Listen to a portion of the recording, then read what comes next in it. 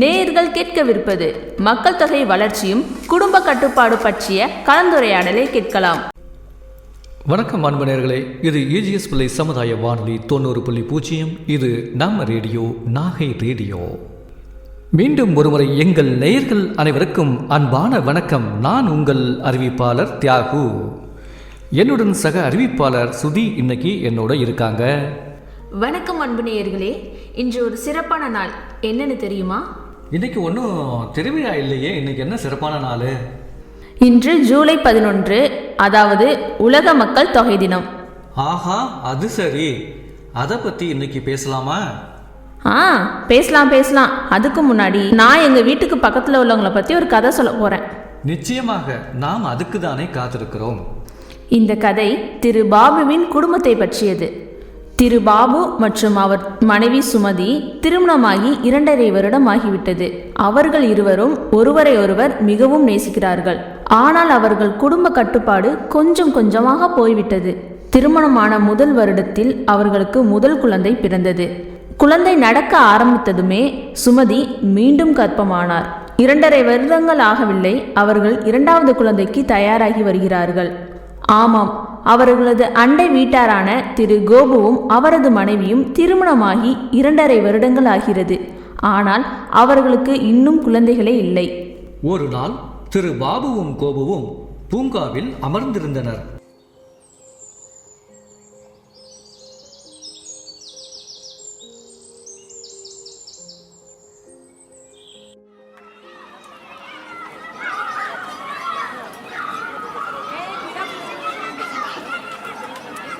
ஹே mister Gopu, வணக்கம். எப்படி இருக்கீங்க? என்ன, உங்களுக்கு குழந்தைகள் இல்லையா? உங்களுக்கு திருமணமாகி 2.5 வருடங்கள் ஆகின்றதே. ஆமாம் மிஸ்டர் பாபு, நாங்கள் கவனமாக திட்டமிடுகிறோம். எங்களுக்கு இன்னும் கொஞ்ச நேரம் இருக்கிறது. ஓ, திட்டமிடலை மறந்து விடுங்கள். பாருங்க, எங்க 2வது குழந்தை பிறக்க உள்ளது. நாங்கள் மிகவும் மகிழ்ச்சியாக இருக்கின்றோம். ஆமாம், நீங்கள் மகிழ்ச்சியாகத்தான் இருக்கிறீர்கள். ஆனால் உங்கள் வீட்டு பட்ஜெட் என்ன? நீங்க எப்படி நிர்வாகம் பண்றீங்க? அது ஒரு பிரச்சனை தான். ஒவ்வொரு மாத செலவும் தலைவலி தான் எனக்கு. அதான் மிஸ்டர் பாபு, பிற்காலத்தில் எந்த ஒரு பிரச்சனையும் ஏற்படாதவாறு எல்லாத்தையும் திட்டமிட வேண்டும். சரி, எப்படிதான் திட்டமிடுகிறீர்கள்? குடும்ப கட்டுப்பாடு பற்றிய சரியான தகவல்களை சேகரித்துள்ளோம். ஆணுரைகள், கருத்தடை மாத்திரைகள், ஐயுடிகள் போன்ற பல முறைகள் உள்ளது. நீங்கள் ஒரு மருத்துவரிடம் பேச வேண்டும். ஓ, நீங்கள் உண்மையிலேயே திட்டமிடுகிறீர்கள். இதை நான் சுமதியிடம் சொல்ல வேண்டும். ஆம், உங்கள் செலவுகள் குறையும். சிறிய குடும்பம் மகிழ்ச்சியான குடும்பம். நண்பர்களே, குடும்ப கட்டுப்பாடு எவ்வளவு முக்கியம் என்பதை பாருங்கள். இது உங்கள் குடும்பத்தை மகிழ்ச்சியடைய செய்து உங்கள் செலவுகளை கட்டுப்படுத்த உதவும். திட்டமிடல் வாழ்க்கையை மிகவும் எளிதாக்கும். எனவே அடுத்த முறை நீங்கள் பாபு போன்ற நண்பரை சந்திக்கும் பொழுது அவர்களுக்கு திரு கோபுவின் உதாரணத்தை கொடுக்க மறவாதீர்கள். நினைவு கொள்ளுங்கள், குடும்ப கட்டுப்பாடு என்பது ஒரு தனிப்பட்ட முடிவு மட்டுமல்ல. அது உங்கள் முழு குடும்பத்தின் மகிழ்ச்சியுடன் தொடர்புடையது. ஆனால் சொல்லுங்கள், ஜூலை 11 ஏன் மக்கள் தொகை தினமாக தேர்ந்தெடுக்கப்பட்டுள்ளது? ஜூலை 11 1987 5 பில்லியன் தினத்தின் போது ஆர்வத்தால் இருக்கப்பட்டது. உலகில் மதிப்பிடப்பட்ட மக்கள் தொகை 5 மில்லியன் மக்களை அடைந்த தேதி இதுவாகும். இந்த தினத்தை கொண்டாடுவதன் நோக்கம் மக்கள் தொகை தொடர்பான பிரச்சனைகள் குறித்து உலக அளவில் விழிப்புணர்வை ஏற்படுத்துவதாகும். இது 1989 ஆண்டு ஐக்கிய நாடுகளின் மேம்பாட்டு திட்டத்தின் ஆளும் குழுவால் நிறுவப்பட்டது. உலக மக்கள் தொகை தினம் குடும்ப கட்டுப்பாடு, பாலின சமத்துவம், வறுமை, தாய் வழி ஆரோக்கியம் மற்றும் மனித உரிமைகளின் முக்கியத்துவம் போன்ற பல்வேறு மக்கள் தொகை பிரச்சனைகளை பற்றிய விழிப்புணர்வை அதிகரிப்பதை நோக்கமாக கொண்டுள்ளது. ஆனால் நீங்கள் சொல்வது போல் குடும்ப கட்டுப்பாடு, பாலின சமத்துவம், தாய்வழி ஆரோக்கியம் மற்றும் மனித உரிமைகள் போன்ற விஷயங்களை பற்றி மக்கள் பேச விரும்புவதில்லை. அவர்கள் வெட்கப்படுவார்கள். தம்பதிகள் கூட இந்த தலைப்புகளை தங்களுக்குள் விவாதிப்பதில்லை. நாம் 21ஆம் நூற்றாண்டில் இருந்தாலும் இந்த விஷயங்களை பற்றி பேசுவதற்கு வெட்கப்படுகிறோம். நீங்க ஏன் கவலைப்படுறீங்க? பாருங்க, நான் உங்களுக்கு ஒரு கதை சொன்னேன் இல்லையா? மெதுவாக மக்கள் பேசுகிறார்கள். இப்பொழுதெல்லாம் பெண்கள் தங்கள் வாழ்க்கையை திட்டமிடுகிறார்கள். அவர்கள் படிக்கவும் வேலைக்கு செல்லவும் குடும்ப கட்டுப்பாட்டை பின்பற்றவும் விரும்புகிறார்கள். ஏன் பெண்கள் மட்டுமா? ஆண்களும் இதை பற்றி சிந்திக்கிறார்கள். மேலும் நாம் ஒரு சமூக வானொலியாக நமது சமூகத்தை ஆரோக்கியமாகவும் மகிழ்ச்சியாகவும் வைத்திருக்கக்கூடிய இந்த பிரச்சனைகளை பற்றி விவாதிப்பது நமது பொறுப்பு. நம் நிகழ்ச்சியை கேட்போரின் ஆர்வத்தில் இருக்கும் அனைத்து தலைப்புகளையும் பற்றி நாம் பேச வேண்டும். இது போன்ற விஷயங்களை வெளிப்படையாக விவாதித்து மக்களிடையே விழிப்புணர்வை ஏற்படுத்த வேண்டும். பெருகி வரும் மக்கள் தொகையால் உலகம் எவ்வளவு அழுத்தத்திற்கு உள்ளாகிறது என்பதை நாம் அறிந்து கொள்ள வேண்டும். பருவநிலை மாற்றம், மாறிவரும் காலநிலை, உணவு வள பற்றாக்குறை, காடு அழிப்பு இவை அனைத்தும் பெருகி வரும் மக்கள் தொகையால் ஏற்படுகின்றன. நண்பர்களே, உலக மக்கள் தொகை இப்பொழுது 7.9 மில்லியன்களுக்கு அதிகமாக உள்ளது. இன்னும் வளர்ந்து வருகிறது என்பது உங்களுக்கு தெரியுமா? அதிகரித்து வரும் மக்கள் தொகையுடன் வள பற்றாக்குறை, சுற்றுச்சூழல் அழுத்தம், சுகாதார சேவை இல்லாமை மற்றும் பள்ளிகள் போன்ற தியாகு சொன்னதுபடி பல சவால்களை நாம் எதிர்கொள்கிறோம். இவை அனைத்தும் அதிகரித்து வரும் மக்கள் தொகை காரணமாக. இத்தகைய சூழ்நிலையில் மக்கள் தொகை கட்டுப்படுத்துவதில் குடும்ப கட்டுப்பாடு பெரும் பங்கு வகிக்கிறது. குடும்ப கட்டுப்பாடு என்பது குழந்தைகளின் எண்ணிக்கை மற்றும் அவர்களின் பிறப்புக்கு இடையிலான இடைவெளியை ஒரு திட்டத்துடன் தீர்மானிப்பது. இது குடும்பத்தின் ஆரோக்கியத்திற்கு இன்றியமையாதது மட்டுமல்ல, பொருளாதார ஸ்திரத்தன்மை மற்றும் சமூக செழிப்புக்கும் முக்கியமானது. இதை கேட்கும் பொழுது எங்கள் கிராமத்தை சேர்ந்த ஒரு பெண் சொன்ன கதை நினைவுக்கு வருகிறது. குடும்ப கட்டுப்பாடு எவ்வளவு முக்கியம் என்பதை அவரது கதை எனக்கு புரிய வைத்தது. அந்த கதையை நான் இன்று நேயர்களுடன் பகிர்ந்து கொள்ள வேண்டும். நேயர்களே, தயவு செய்து உங்கள் நண்பர்களுடன் இந்த கதையை பகிர்ந்து கொள்ளுங்கள். இது 25 வயதாகும் என் தோழி சுதாவின் கதை. சுதா கடந்த 2 ஆண்டுகளாக குடும்ப கட்டுப்பாடு குறித்து விழிப்புணர்வை ஏற்படுத்த அரசு சாரா அமைப்பு மூலம் குடும்ப கட்டுப்பாட்டின் முக்கியத்துவத்தை 2 ஆண்டுகளில் 200 பேருக்கு மேல் விளக்கினார். மேலும் அவரது ஆலோசனைப்படி மக்களும் செயல்பட்டுள்ளனர். ஆனால் சுதாவின் வாழ்க்கை இப்பொழுது அப்படி இல்லை. இன்று மக்களுக்கு உதவி செய்யும் சுதா ஒரு காலத்தில் இந்த பிரச்சனையில் தானே போராடி கொண்டிருந்தார். சுதா தனது 20 வயதில் திருமணம் செய்து கொண்டார். அவர்கள் குடும்பத்தினர்கள் அவரது திருமணத்தை ஏற்பாடு செய்தனர். இதனால் அவர் படிப்பை நிறுத்திவிட்டார்.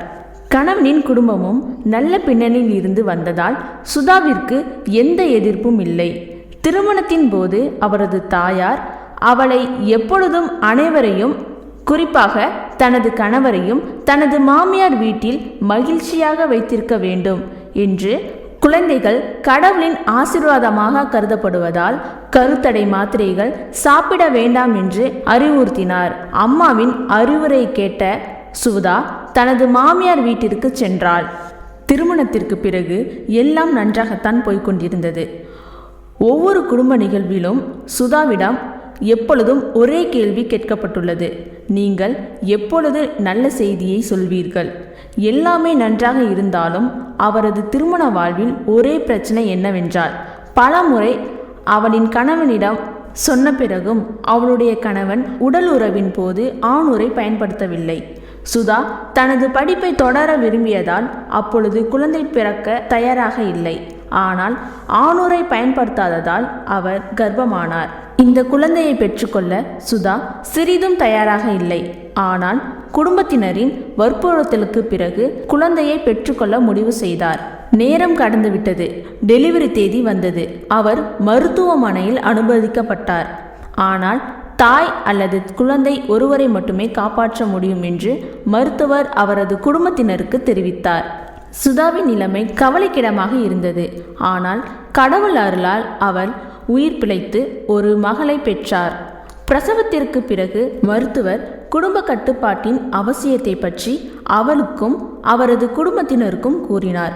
குடும்ப கட்டுப்பாடு பெற்றவர்களுக்கு பொருளாதார மற்றும் மன உறுதியை வழங்குகிறது.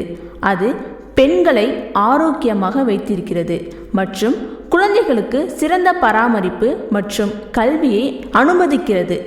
நாட்டின் மக்கள் தொகையை கட்டுப்படுத்தவும் வளங்களை முறையாக பயன்படுத்துவதை உறுதி செய்யவும் இது உதவுகிறது. டாக்டர் சொன்னதை கேட்ட பிறகு சுதாவின் கணவர் அவர் சொல்வதை கேட்டு கருத்தடை விருப்பங்களை பயன்படுத்த வேண்டும் என்பதை உணர்ந்தார். குடும்ப கட்டுப்பாடு குறித்து சுதாவிடம் விரிவாக பேசி பரஸ்பர சம்மதத்துடன் தான் அடுத்த குழந்தையை திட்டமிட முடிவு செய்தார். அவர்களது குடும்பத்தினர் இந்த முடிவை ஆதரித்தனர். மேலும் குழந்தைகளை பெற்றுக்கொள்ள அவர்களை ஒருபொழுதும் கட்டாயப்படுத்த மாட்டோம் என்று உறுதியளித்தனர். சுதாவின் குடும்பம் அவரது உடல்நிலையை பார்த்து இந்த பிரச்சனையின் தீவிரத்தை புரிந்து கொண்டு குடும்ப கட்டுப்பாடு பற்றி விவாதிக்க முடிவு செய்ததை கேட்டு நான் மகிழ்ச்சி அடைகிறேன். ஆணுறைகளை தவிர கருத்தடை மாத்திரைகள், ஐயுடிகள், கருத்தடை மற்றும் இயற்கை முறைகள் போன்ற பல குடும்ப கட்டுப்பாடு முறைகள் உள்ளது. ஒவ்வொரு முறையும் சரியாக பயன்படுத்தினால் பாதுகாப்பானது மற்றும் பயனுள்ளது. குடும்ப கட்டுப்பாட்டுக்கான சிறந்த முறை எது? அந்த முறைகள் பாதுகாப்பானதா?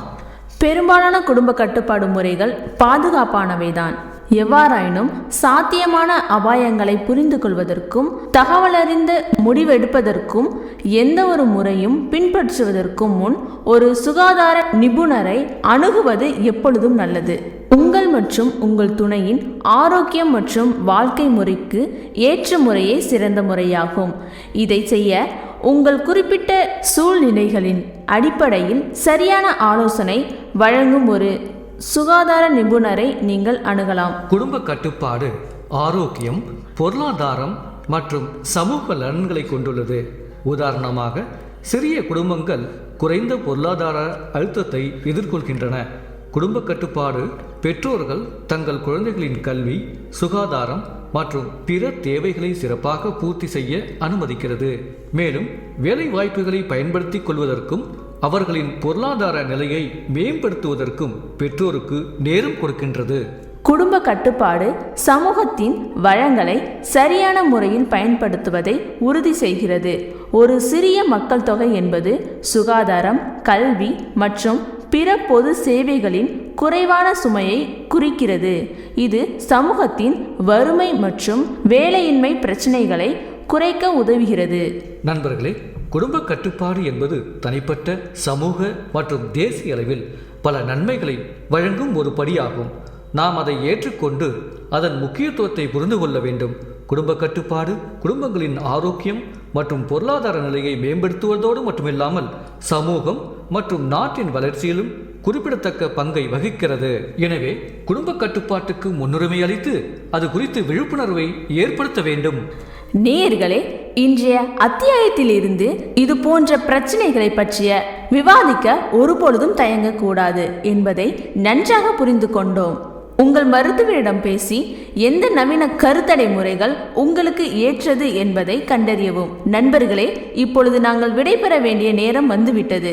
இது உங்களுக்கு தகவல் மற்றும் ஊக்கம் அளிப்பதாக இருப்பதாக நாங்கள் நம்புகிறோம்.